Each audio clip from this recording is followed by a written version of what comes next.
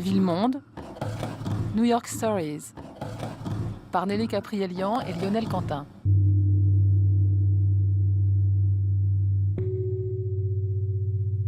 New York, c'est quoi exactement? Des New-Yorkais, des taxis jaunes, des New-Yorkais, des rues quadrillées, des buildings et encore des New-Yorkais. Oui, mais New York, qu'est-ce qu'il en reste aujourd'hui? Ou plutôt, qu'est-ce qu'il va en rester plus tard? Des livres, des films, des sons, un style. C'est pourquoi, dans le cadre de Ville-Monde, nous avons suivi des artistes dans leur lieu favori à New York pour voir la ville à travers leurs yeux, leur intimité et leur travail.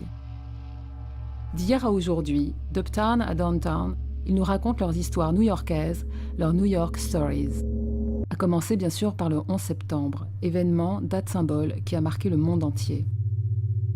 Mais 10 ans après, que reste-t-il de ce traumatisme dans la vie et la psyché des New-Yorkais? Lauren Stein, directeur de la Paris Review. It clearly had a huge effect on some writers. Il est clair que pour certains écrivains, l'impact a été énorme. But, you know, bad things happen all the time, everywhere. And any fiction that can't deal Mais vous savez, des choses terribles, with a big il en bad arrive tout le thing temps, happening partout. is Et not a un roman fiction incapable worth de talking rendre about. compte d'un événement terrible, important, ne mérite pas d'être cité. Some writers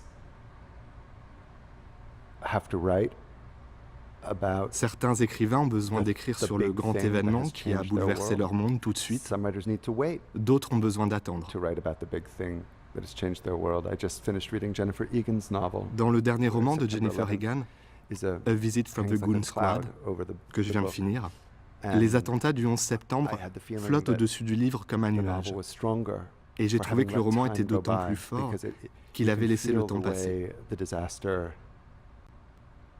changed things On sent comment la and was catastrophe a absorbed into d'abord the tout flow of changé time, the way disasters are. et comment elle a ensuite été absorbée dans l'écoulement du temps, comme le sont les catastrophes. You also realize that this disaster happened at a moment when other things were changing in the country. Il faut aussi voir que And cette it catastrophe became s'est produite a à un moment pointer, où d'autres a choses pin changeaient aux États-Unis. stuck in the Et elle est calendar. devenue un repère, And une épingle we plantée dans le date calendrier things à that partir de changed in laquelle our country on date from les that changements pin. survenus dans Things ce to do with pays, the Bush par rapport au administration, gouvernement things to do Bush, with our foreign par policy, rapport à things notre to do with our politique city, étrangère, things to do par with the rapport à notre economy. ville, You know, par rapport à l'économie. probably when people look back and think about the smoking ban or the Giuliani administration, En regardant en arrière, they'll remember les gens vont certainement se rappeler la loi anti-tabac, la a politique lot de of things. Giuliani, They'll remember that crime went down beaucoup de choses so comme la much diminution to spectaculaire de la record criminalité levels. à des niveaux jamais But atteints. of course, they'll also remember the attack. Mais ils se So- rappelleront aussi, bien sûr, les attentats. It's like a magnet, and it takes all of the events around it and makes it one thing. And Et les attentats constituent I de mean, ce fait yeah. une sorte d'aimant qui rassemble tous ces événements en un seul.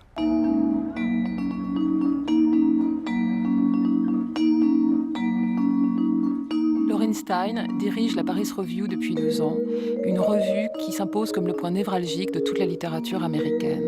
Il nous a répondu dans le loft qui abrite les bureaux de la revue à Tribeca. Well, yeah, the point of the Paris Review has always been to have a little magazine that was devoted completely to fiction and poetry and L'idée de la interviews Paris with, Review a toujours été qu'il the existe canon, un the petit modern magazine canon consacré à la fiction, of writers. à la poésie et à des And entretiens avec le naturally, Gotha, it's le Gotha become, moderne des écrivains.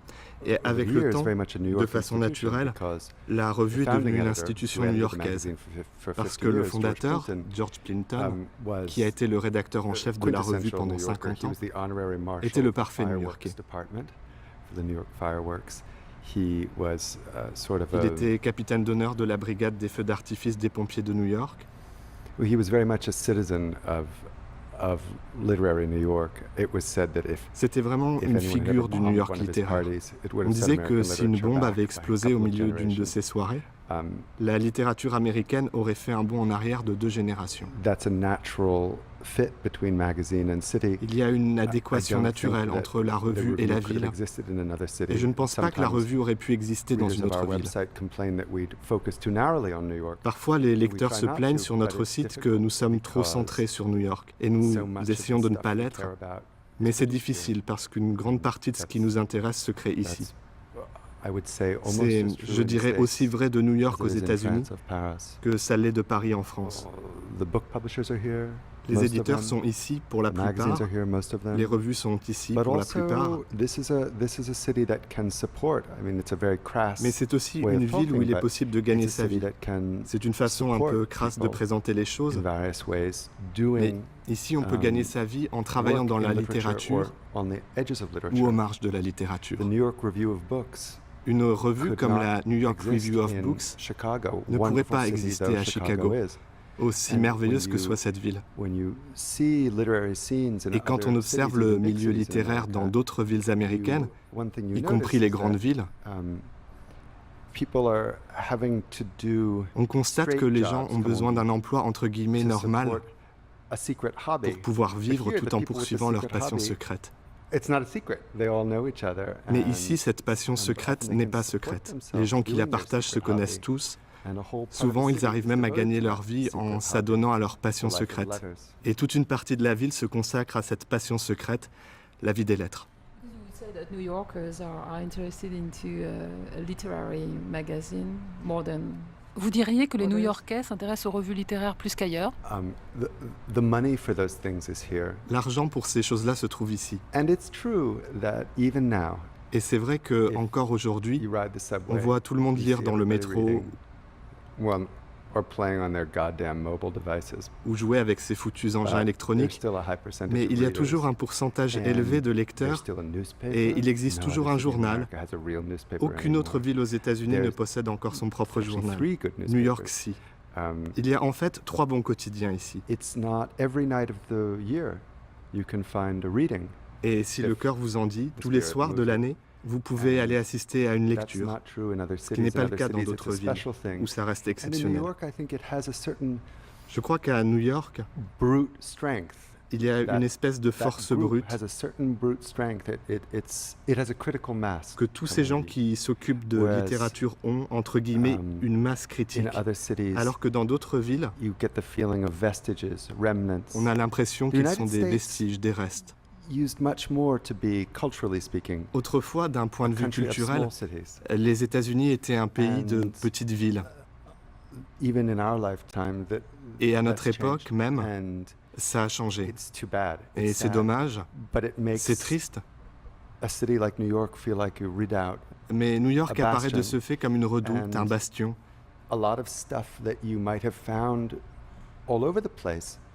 Et bon nombre de choses qu'avant on aurait pu trouver partout, des librairies, des journaux, des cafés littéraires, des gens qui vivent de leurs plumes, on ne peut plus les trouver aujourd'hui ailleurs qu'à New York. À cet égard, New York est une ville très démodée, pas seulement parce qu'on y entend encore des vendeurs de journaux à la criée. Chaque fois que j'entends « acheter le New York Times »,« acheter le New York Times », je n'ai pas le sentiment que c'est suranné, mais je sais que ça l'est.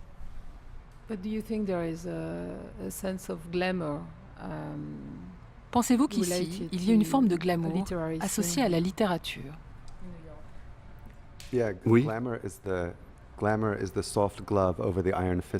Le glamour est le gant de soie qui habille la main de fer du capital, ce qui, d'une certaine façon, rejoint ce que je viens de dire. Ici, le sentiment de l'importance de ce que nous faisons s'entretient tout seul. On n'a pas besoin d'aller écrire son roman au Starbucks du coin et puis de le ranger au fond d'un tiroir en rêvant qu'un jour quelqu'un finira par apprécier ce qu'on a écrit. À New York, si vous êtes vraiment écrivain et si vous avez de la chance, vous êtes entouré de gens qui s'intéressent à ce que vous faites. Et ils ne vous trouvent pas bizarre parce que vous écrivez. En fait, ça peut même être, comme vous dites, assez glamour d'un point de vue intellectuel par rapport au fait que vous pouvez être célèbre.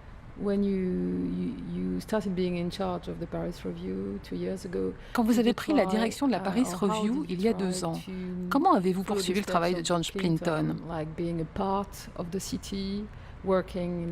Avez-vous essayé de l'imiter, d'être une figure de New York, de faire des soirées et de participer à la vie mondaine?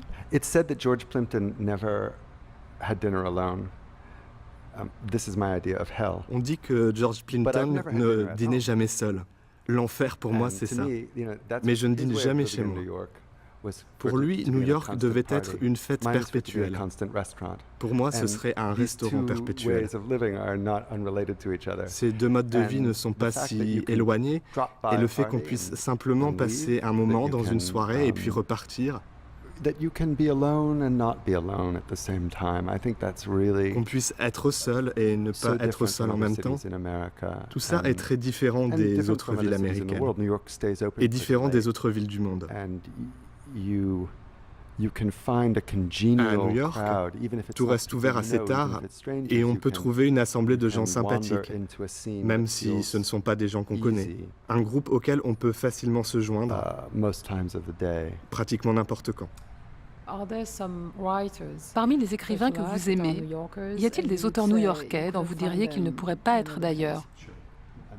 Absolument. There are many writers who you couldn't imagine somewhere else because they write about the city, because they live in the city. Il y a beaucoup d'écrivains qu'on ne pourrait pas imaginer ailleurs, parce qu'ils écrivent sur la ville, parce qu'ils y vivent. Mais au-delà de ça, ici, on ne cesse de tomber sur des gens qui écrivent.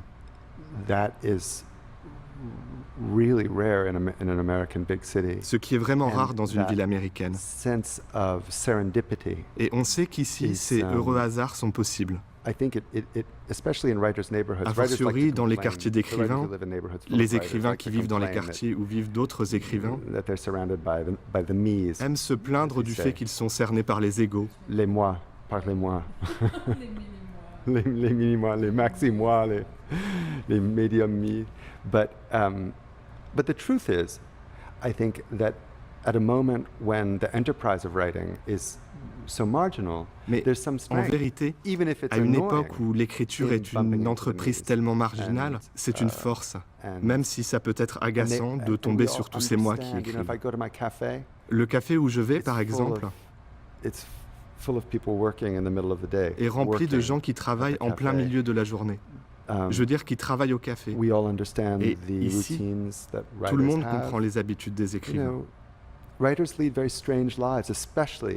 Ils mènent des vies très étranges, les écrivains, vous savez, surtout dans un contexte américain. Pourquoi? Parce qu'ils travaillent différemment des autres gens. Et je ne sais pas si vous l'avez remarqué, mais les écrivains américains travaillent vraiment beaucoup pour produire vraiment peu. Nos écrivains sérieux écrivent à peu près 3 fois moins vite que l'écrivain français moyen et 10 fois moins vite que les Espagnols. J'ignore pourquoi, mais ils vivent dans une angoisse et une souffrance permanente.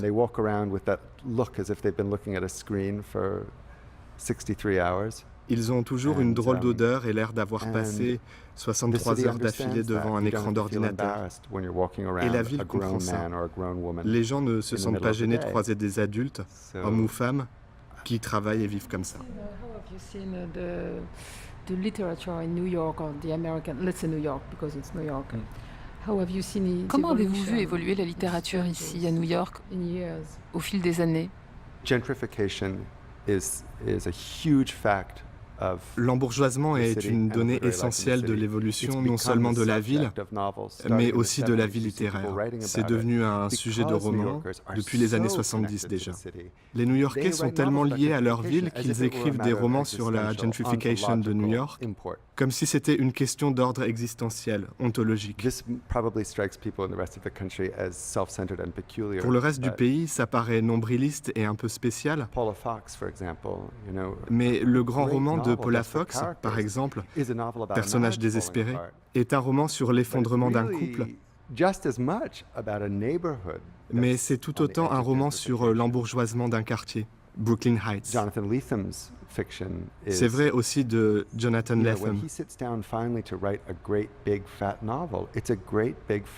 Quand il décide de s'atteler à l'écriture d'un pavé, il écrit un pavé qui parle de la gentrification de Brooklyn, forteresse de solitude. Et c'est une gigantesque métaphore. Le phénomène a autant d'incidence sur la vie quotidienne que les changements technologiques, qui y sont d'ailleurs associés. Vous savez, les New-Yorkais marchent souvent dans leur ville avec un sentiment qu'on n'éprouve jamais à Los Angeles. En tout cas, moi, jamais. Un sentiment douloureux et honteux et humiliant de nostalgie. Parce qu'ici, on ne peut pas aller bien loin sans passer devant un endroit qui a autrefois été le restaurant où vous avez eu un rendez-vous amoureux important, ou celui où vous avez rompu avec quelqu'un, ou alors devant un endroit qui avant était un bar où vous alliez écouter de la musique et qui maintenant est devenu une boutique de vêtements. A block that when you first were in the city was a place where you'd buy drugs. And now you couldn't afford to rent an apartment there. Ou sans passer dans un quartier où, quand vous êtes arrivé, on achetait de la drogue, mais où aujourd'hui, vous n'auriez pas les moyens de louer un appartement. On the one hand, this is just youth. I mean, I suppose people grow old in other cities. But et d'un certain côté, c'est tout simplement la jeunesse. Et sans doute vieillit-on aussi dans d'autres villes. Mais d'un autre côté, la flèche pointe toujours dans la même direction. Au moins pour le temps que moi j'ai vécu à New York. Et elle tourne le dos à la variété pour regarder vers l'homogénéité. Et c'est gênant, parce qu'en fin de compte, vous connaissez cette chanson, on ne peut pas embrasser un souvenir.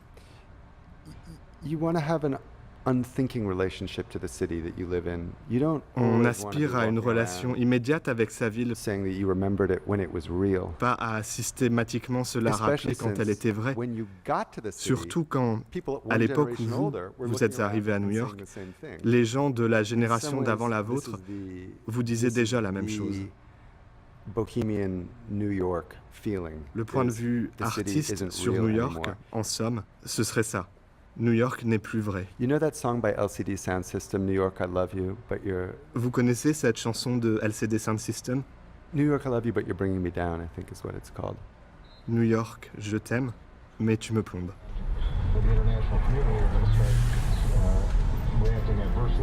New York, I love you, but you're bringing me down.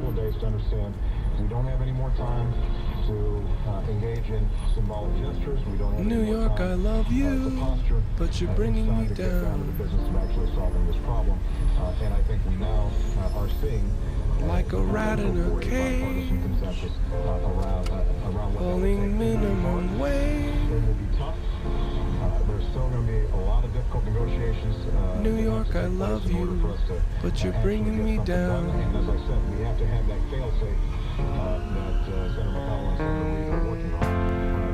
New York, you're safer, and you're wasting my time. Our records all show you were filthy but fine. But they shuttered your stores when you opened the doors to the cops who were bored once they'd run out of crime. New York, you're perfect, oh please don't change a thing. Ville-Monde, New York Stories, par Nelly Caprielian, avec Abad Awessar, Rick Moody, Elizabeth Payton, Nicole Krauss, Diane von Furstenberg, Lauryn Stein, William Strobeck et Michel Auder. Avec les voix de Marie-Laure Ciboulet, David Forgy, Raphaël Hornung, Cédric Lemaou, Clotilde Morgiev, Nirupama Nityanendan, traduction de Stéphanie Levet, attachée d'émission Marianne Chassor, Laure-Hélène Planchet. Équipe de réalisation Hervé Desjardins, Alain Joubert et Lionel Quentin. La semaine prochaine, dans Ville-Monde, Tunis, par Colette Fellous et Vincent Deck.